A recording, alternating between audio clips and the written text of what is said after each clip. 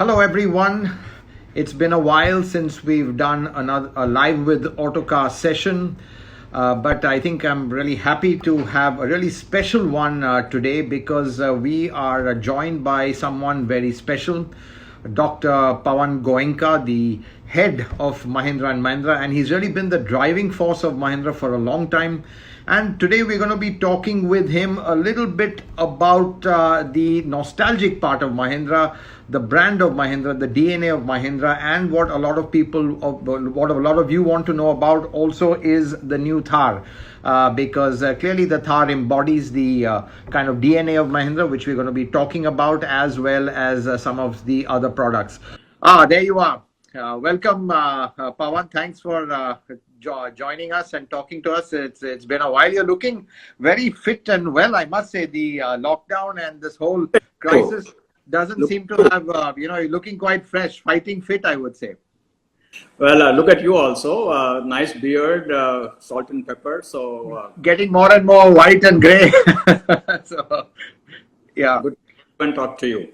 Yeah, great. So, Pawan, I thought, it's going to be quite interesting this time. What I want to talk about really is, it's going to be 75 years of Mahindra and Mahindra, and in October.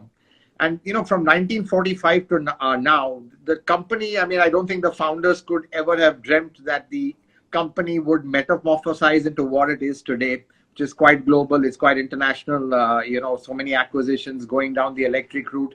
But deep down is the DNA, which really is in the Jeeps with which you all started out. So clearly, for a brand with such a strong legacy, 75 years of it, as I said, kind of the DNA right down to the Jeeps, which you originally started with before the Mahindra brand itself got built up. How important is, let's say this sort of a legacy going forward? Because clearly, I think this is something which not many other companies can leverage. They don't have this kind of history. I think, Harmaz, like you said, that the company or the group has a legacy, has a history. And there are very few companies today that can boast of such a long history. 75 years ago, we started. And we started with a view of bringing mobility to India. That was one of the objectives, and tied up with, I think at that time was Kaiser Corporation, and brought in the legendary Jeep into India. And for the next perhaps 30 years, we kept making vehicles coming out of that heritage with little bit of changes, some model variations, some variants. But that remained the DNA of Mahindra. And those of us who are in my age group would always remember Mahindra because of the Hindi movies, the Aradhana song, the Hakikat songs, the army vehicles. And really, if you look at Mahindra, though we have moved forward quite a bit in many different businesses, many different segments. But if you were to define the DNA of Mahindra, what is unique about Mahindra, what is different about Mahindra compared to many other car companies, it will be that legacy.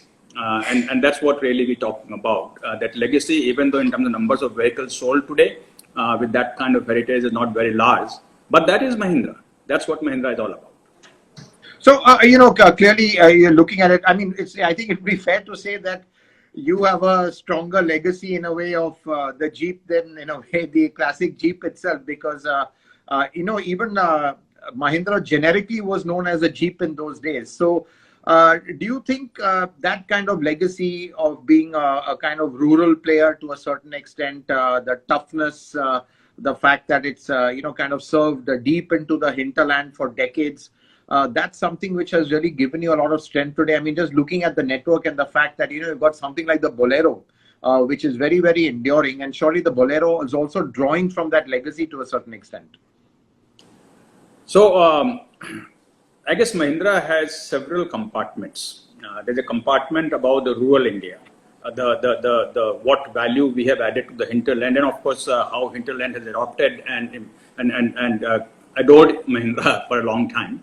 That's one part of Mahindra. But the part that we're talking about today, the Mahindra Classics, is more about the adventure, the open top, the short wheelbase kind of vehicle that have its heritage all the way back to CJ3A. And culminating to Thar that we have today. And in between, there are many vehicles that came. And that is, in a sense, defines love for automobile. You remember your friend Baram Dabar, Of course. who always told me that, Pawan, let the car talk to you. Just listen to the car and you will know everything. And he was such a fanatic or such a sort of passionate guy about the cars. And that's what Mahindra Classics is all about. How do you fall in love with it? How does car become part of your life and not just a sort of gadget that moves you from point A to point B? How do you enjoy your car? How do you make your life more meaningful? Right. Right. So, Pawan, clearly with the classic, sticking with the classic, not a very high volume product, but clearly very significant in a way of really establishing the DNA of the brand. As you said, it really looked like the good old CJ of the past. I mean, you could clearly see the evolution over there, which Mahindra kind of started making. And, the CJ 340 and the classic. And so, how important was the classic in terms of, let's say, from a brand point of view, and all the great escapes, the Mahindra Adventure, which was really spun out of that? Because from a volume point of view, quite honestly, it's not big. These are not really the big volume models. But what sort of role do they play in kind of establishing the brand? So again, as I said, that even though volume literally is not very large, but even so, I was just counting as I was preparing to talk to you, that we have probably sold about 2.5 lakh vehicles that we call Mahindra Classic 20 years. So it's not a very small volume either. But the important thing is that these vehicles are being used, driven by those people who have a love affair with their cars, right? And therefore the kind of word of mouth it gets, kind of brand it creates for Mahindra, the DNA that it has, very unique DNA that very few car companies can claim to have, is what makes it very important for us. That's what defines Mahindra. And even if you look at the vehicle that we have evolved to from the original Mahindra Classics, it still has sort of its roots in that, right?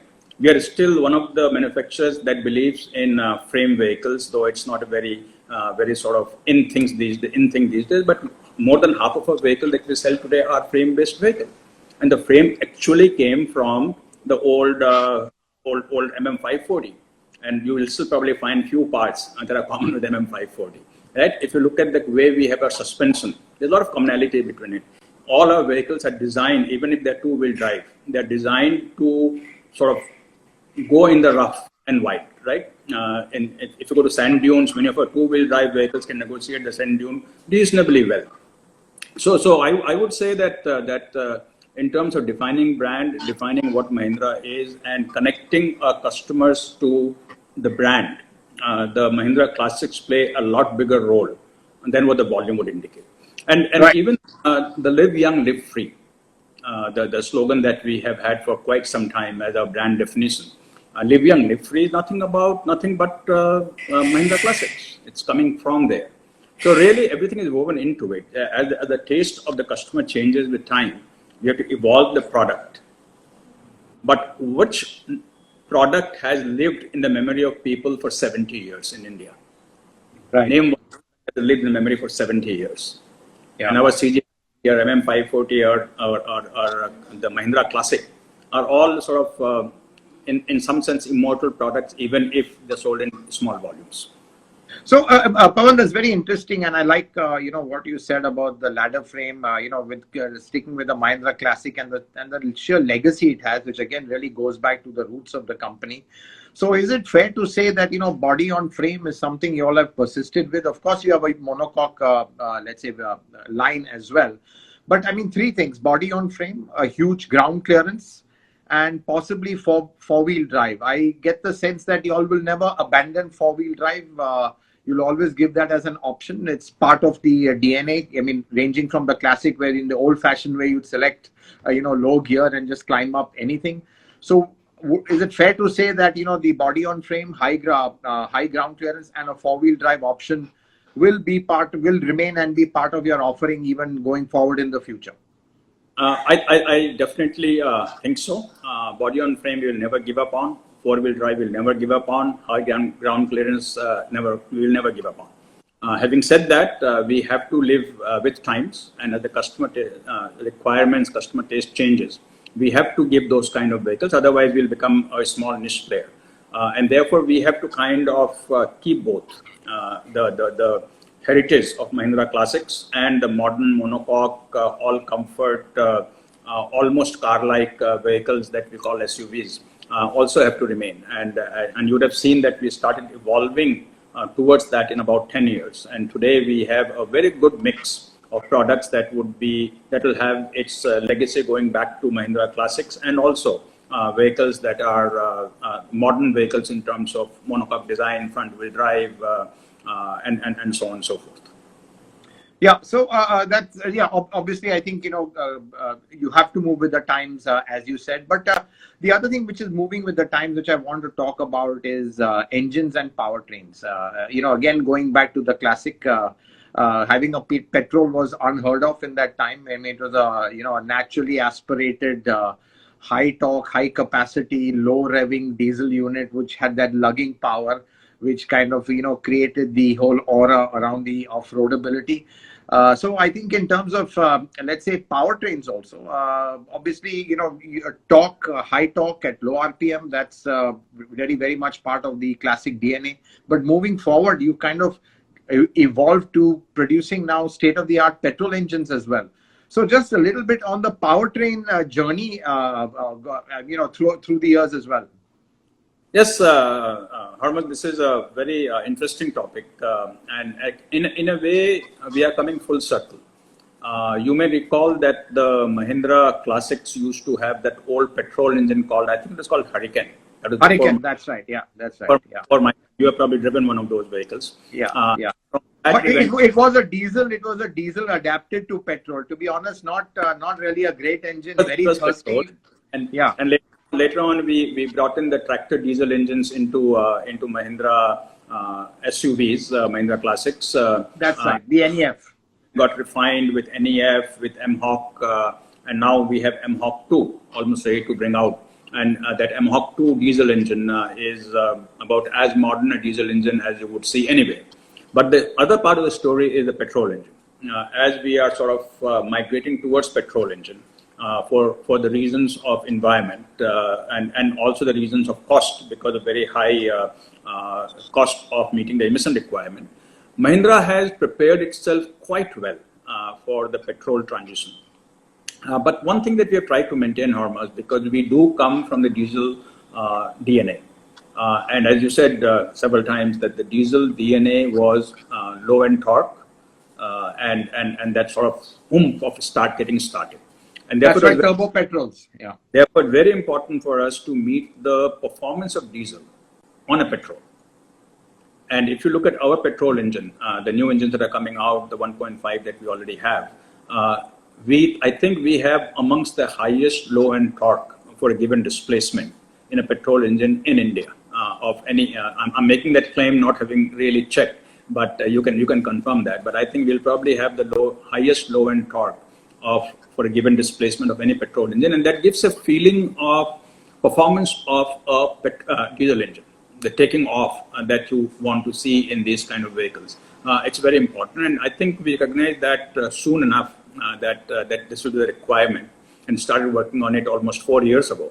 And in just 2 days ago, I visited Igatpuri plant and saw the new line that has been put in place for making these new petrol and diesel engines. And I was really remembering my days 25 years ago, what a line looked like and what line looks like today. And it's quite a journey that we have come in this 20 plus. Pawan, just on a personal note, I want to talk about your journey into Mahindra. From what I understand, when you had joined, you still had a tie-up with Chrysler, and I think your first task was to see the feasibility of launching the Cherokee with Mahindra in India. So tell us a bit about that, because that's an untold story. Obviously, that's now history. Jeep is here on their own. But I still think it's very much part of your history, and Jeep is very much part of Mahindra's history that can't be taken away. So just to understand, what were those days like? Because clearly it was not so easy to do collaborations and all. Well, it was. I have very few untold stories. Most of it has been told, but this one has not been. In fact, I was interviewed first in Detroit by a gentleman from Chrysler for a job in Mahindra, who was on our board by name of Doug Evans. And I think it was TGIF restaurant where I had this interview. And he sent his report back to Bharat Doshi and Anand Mahindra, and perhaps would have said some good things about me, and therefore I got a call for an interview in India. And the project that was given to me at that time, you would be surprised, was to bring the Grand Cherokee into India as a Mahindra product in collaboration with Chrysler. That was my first project. And within 6 months, I realized that India was not yet ready for the Grand Cherokee. And we couldn't quite make a business case for it. In what way? Was it just fundamentally the price? It would have just been too costly at that time? Those days, if I recall right, it was coming to something like 15 lakhs. And you can imagine in 94, Mahindra trying to bring out a 15 lakh vehicle, how many would we have sold? And therefore, there really was no business case that we could identify, and that product had to be abandoned. And slowly, as you know, we started this journey with Bolero, with Scorpio, and the rest is history. But that's the reason I came here. I came here with a view to bring a classic product of Chrysler called Grand Cherokee into India under the Mahindra badge. And once we discovered that that cannot be done because of the business case not working out, we then got into the other products that we since developed, which had served us quite well. Right. So I think, Pawan, quite clearly that was one route which you looked at that didn't go down. But I think Mahindra since then has been wanting to do everything on its own. You've had joint ventures with Ford. Ford also looked at the Scorpio as a potential, sharing that as a product. It didn't go very forward. You've had joint ventures with Ford. But I think, looking at the real bedrocks of the company, you've had the earlier, let's say, traditional Jeep-based vehicles, which you've had for so many years leading up into the classic. And frankly, even the Thar, which was, really come from that DNA. But you had products like the Scorpio and the Bolero also, which, to be honest, are your best-selling products right now. And they are very traditional products. They're not the modern products. So that says a lot about the legacy. But, the fact that these are still the best-selling products after 2 decades, I mean, it's a reason to feel happy and maybe even worried a little bit. So just your thoughts on that. Well, of course, reason to be happy because very few products have a life that long. And those who, they're customers who are on to their 5th or 6th Scorpio, they won't touch any other vehicle. And even though it's a 20-year-old platform, 22-year-old platform, and therefore clearly it's lacking many of the modern day things that you will do in a new platform. And as you know that we will be soon coming out with Z101. But again, the important part for us was to balance. The advancement to the modern vehicles. At the same time, not to forget our legacy, not to forget what Mahindra Classics is all about. If you go back, the product that we had launched, I think in '96, called Mahindra Classic.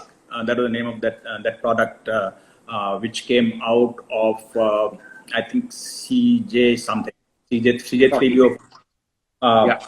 That product sold only 2,200 vehicles. Okay, but that is one of the most sought after product today, even today. Anybody who has that product will never give it away. They keep sort of adding chrome to it and doing this and doing that. And there are so many clubs that are there, 4-wheel drive club in India. And if you go to any of these clubs, there are 30, 40 of those that we are aware of. You will find that 80-90% of the vehicles in those clubs are Mahindra vehicles. The Thars, the Classic, the CL340 and all of those. Yeah. So again, I think it's very important for us, and that's the reason we're talking about it now, that in a way we are rediscovering ourselves and sort of making the customers to rediscover Mahindra by talking about Mahindra. By saying that this is what has built Mahindra, this is what Mahindra is, and bringing out brand new product, as you are aware, to reinforce this whole Mahindra Classic thing. And I think, Hormuz, what is very important, and it's happening less and less today because of many other concerns that we have, but automobiles have always been an object of desire. And rarely in the old days was an object of mobility. It was always object of desire, right? And the kind of stories that you can tell, the kind of adventure that you have done, as I mentioned earlier, the Bollywood movies, the army use, the great escapes that we do, the adventure runs that we do. Those are things that are etched in the memory of very few, but those customers who would give their life for it, in a manner of speaking, right? To have that weekend with a Mahindra vehicle, either in deserts of Rajasthan somewhere or in hills of Himalayan countries somewhere, and in a sense, we're saying, look, shouldn't we be doing more of that? We had the Thar, which we stopped making last month or last year. Which I think we sold about 65,000 Thars over a period of 10 years, maybe 6,000 average per year. But you're thinking that, aren't people looking for products like that to have fun, to enjoy life, to really do what they want to do, adventure, off-road, whatever it might be. And in a sense, there is no other company in India that can lay a claim to that space. Right. And we want to bring that back in a much bigger way than what we have done in the recent past. Yes, we had the Thar, but we didn't really do much with it. We didn't really play it up. And now we want to kind of help rediscover Mahindra. Right. And it's true. Pawan, that's really fascinating. So just looking at the journey and really where the brand has been built. I mean, as you said, a lot of 4x4 clubs have things like the classics, the 340 before that, very short wheelbase vehicles, which is great for off-roadability, torquey engine, low range on the gearbox and all that. So did that kind of, do you think that, let's say, fanatical following gave you a far better response to the original Thar than you thought?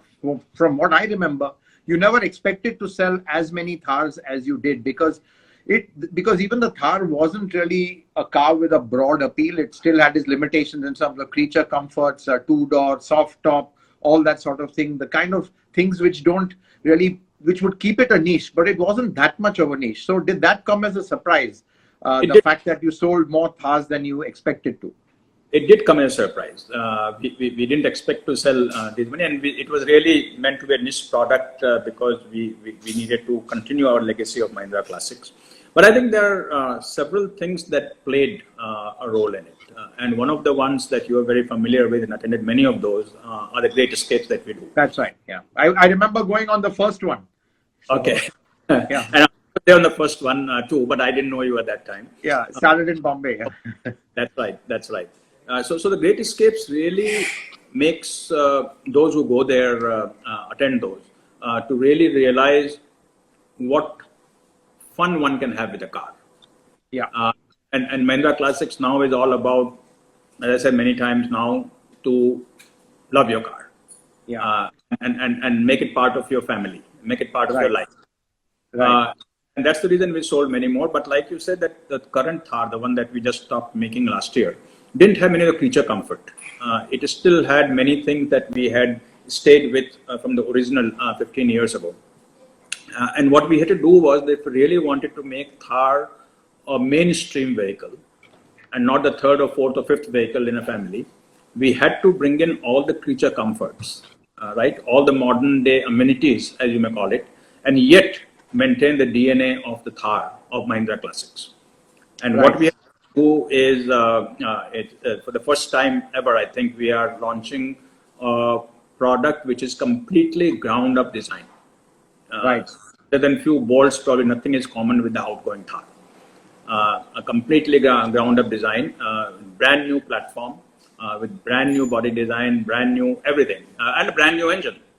So you got Pawan, I think a lot of people want to know, we know what there are. There's a 2-liter diesel and a 2-liter petrol. I think you're going the full Monty. There'll be automatic, there'll be manual. I think you're keeping the basic DNA, which is two-door, and the lifestyle orientation, but you broaden the appeal by making it more on-road friendly, not compromising the off-roadability. And I think your new generation of engines. So these are going to have some really strong engines, is from what I understand. So, I mean, if you can just give, everyone wants to know a little bit more about the new Thar. So I think if you can now give some teasers, it's not very far away, that would be great. No, we will have to wait, Hormuz, to save some surprise for the launch that we'll be doing reasonably soon. Well, But as long as you've not denied the engine options, which I've said, then that's fine. yeah, you have more or less got it right. In fact, on Saturday, no, Friday. On Friday, I drove the new Thar about 45 minutes, and it really was a delight. I mean, just the feeling of the feeling of being in a Thar and driving like a modern car with all the pedal positioning, all the air conditioning, the very high torquey 2.2 liter diesel engine, everything was a wonderful feeling. Now, but it still remains, like you said, two-door vehicle and a small vehicle meant for that kind of application, but serving the dual purpose of also being a family vehicle for those who like this kind of form and shape and want to enjoy their weekend somewhere away from city and have a vehicle for the city during the week. Right.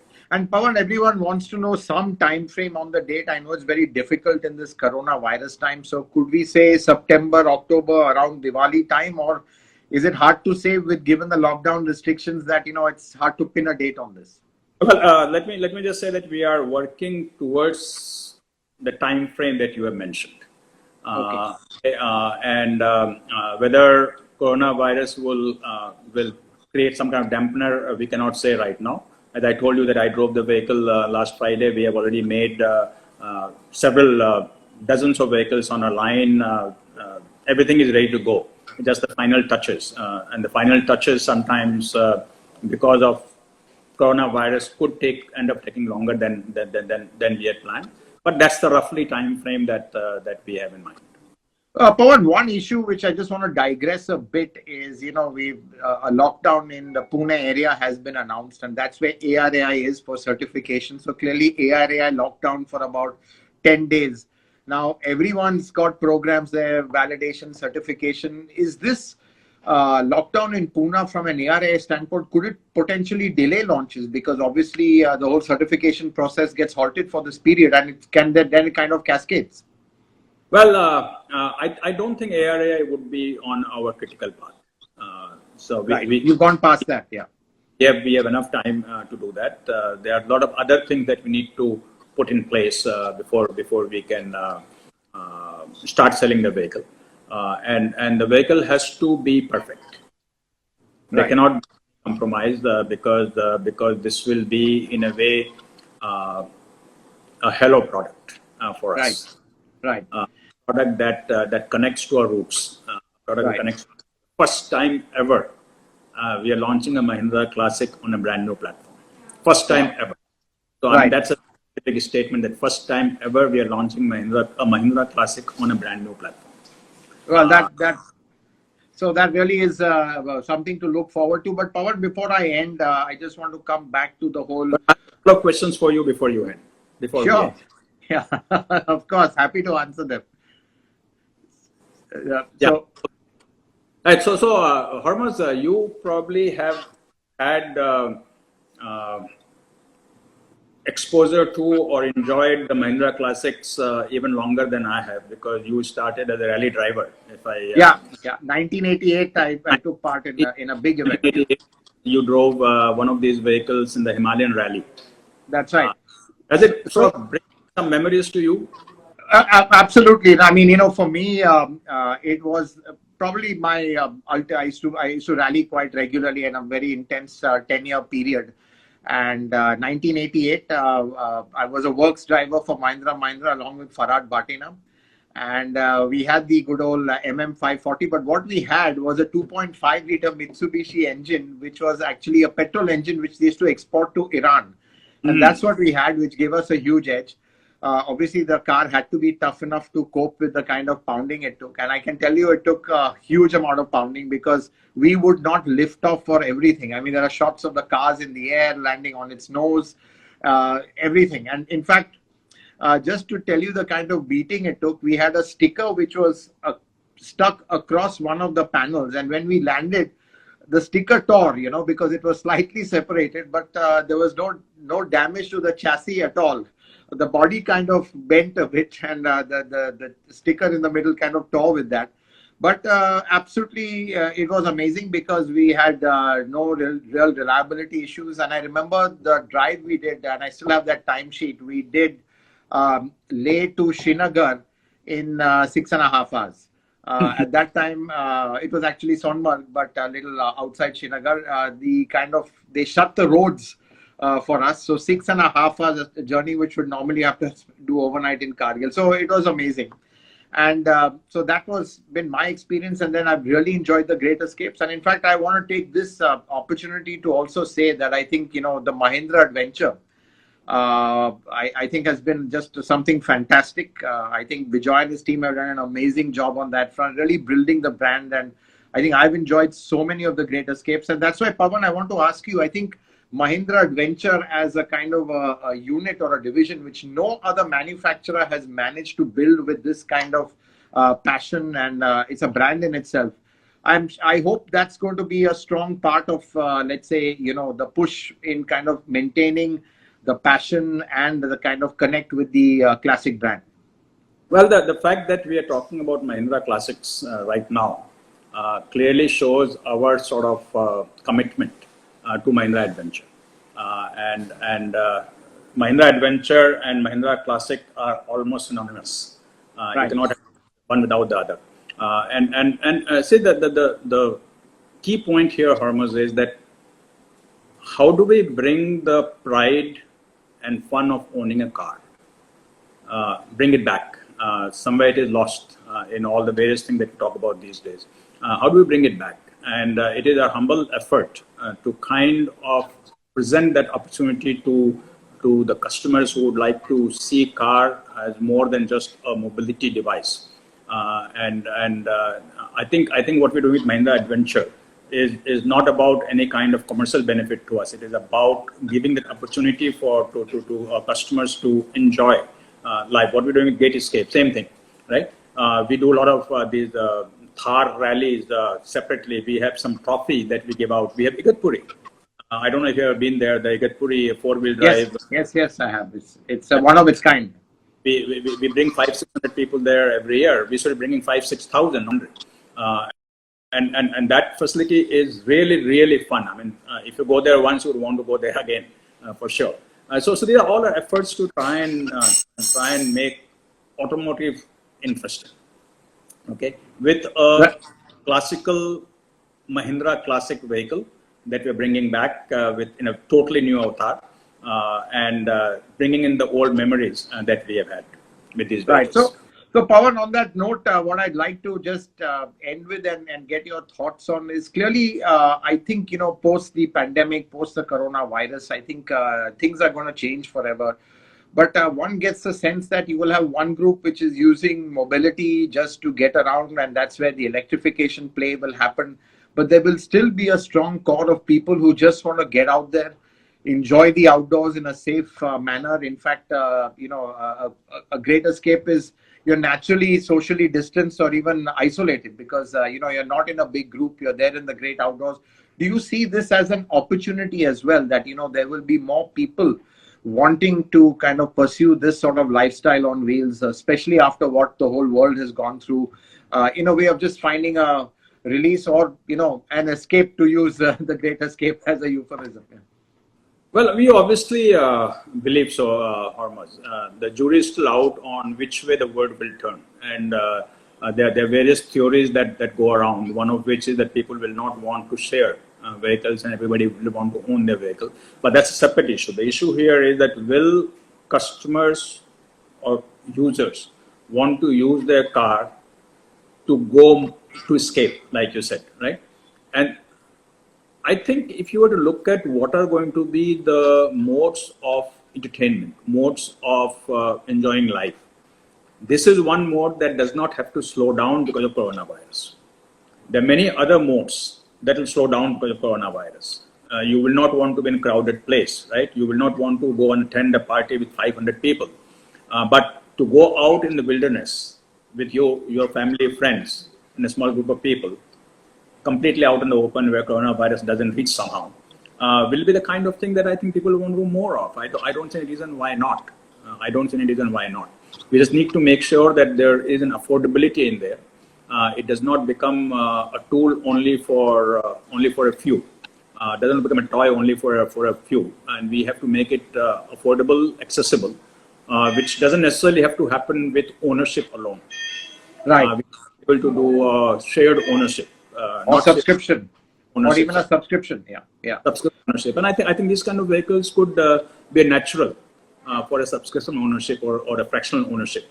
And therefore, we need to come out with innovative ways of how we make 10,000 vehicles accessible to 1 lakh people. Right. And really make this a way of having fun in life. Right. So great. I think, Pawan, on that note, having fun in life, that's all. We all need that right now. We all need that optimism. I think all of us are going through a very difficult phase at some level. And I think hopefully by the time the Thar comes out in October, one can only hope that, we are flattening the curve. The curve is going down and people will, after having been really locked up for so many months, want to go out and explore the outdoors. Cars also being launched at a time when we're getting into the nice months. So I think with that, here's hoping that, the Thar, kind of hits the ground with a lot of success, gets into all the Great Escapes, all the Mahindra Adventure properties that you're planning, because I think all of us car lovers, something you can't enjoy more than anything else is exploring new places from behind the wheel and having a car that allows you to do so. So thanks, Pawan, for talking to us. Really insightful, for sharing your stories. I really enjoyed this.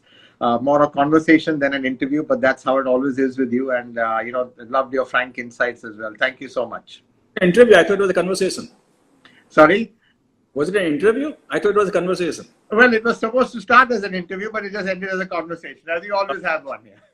Good to talk to you, Harmaz. Where are you? In your office? I'm in my office. What about you? I am at home. Oh, you are at home. Okay, great. So, yeah, I mean, we come Mondays, Wednesdays, Fridays. We just trying to start off slow, but I'm alone over here.